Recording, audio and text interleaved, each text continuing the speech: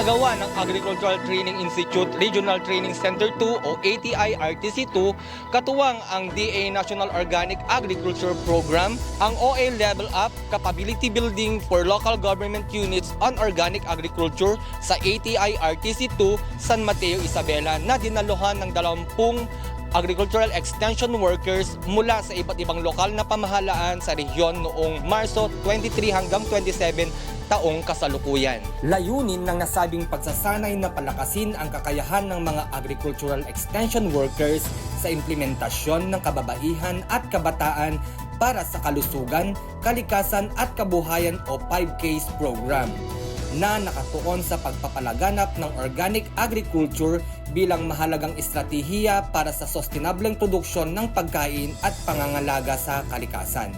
Sa loob ng 5 araw, tinalakay ng mga eksperto mula sa DA National Organic Agriculture Program, Agricultural Training Institute at Department of Agriculture Regional Field Office 2 ang mahahalagang polisiya, teknolohiya at praktikal na aplikasyon ng organic agriculture kabilang ang Joint Memorandum Circular No. 1 Series of 2021.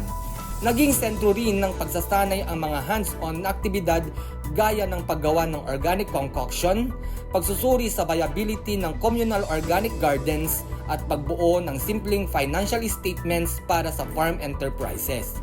Bahagi rin ng programa ang field exposure sa mga modelong organic farm sa Isabela kung saan nasaksihan ng mga kalahok ang aktwal na aplikasyon ng mga teknolohiyang pang-organiko at mga best practices ng mga ito sa produksyon. Inaasahan naman na magsisilbing tulay ang OA Level Up Training upang mapalakas ang kakayahan ng mga agricultural extension workers bilang mga pangunahing katuwang ng mga magsasaka sa pagsusulong ng organic agriculture. Sa pamamagitan ng kaalaman, kasanayan at pinalakas na advokasya, unti-unting hinuhubog ang mas matatag at sustainableng agrikultura sa rehiyon. Para sa Balitang ATI-2, ako si Reggie Murauculang, Balitang Agri.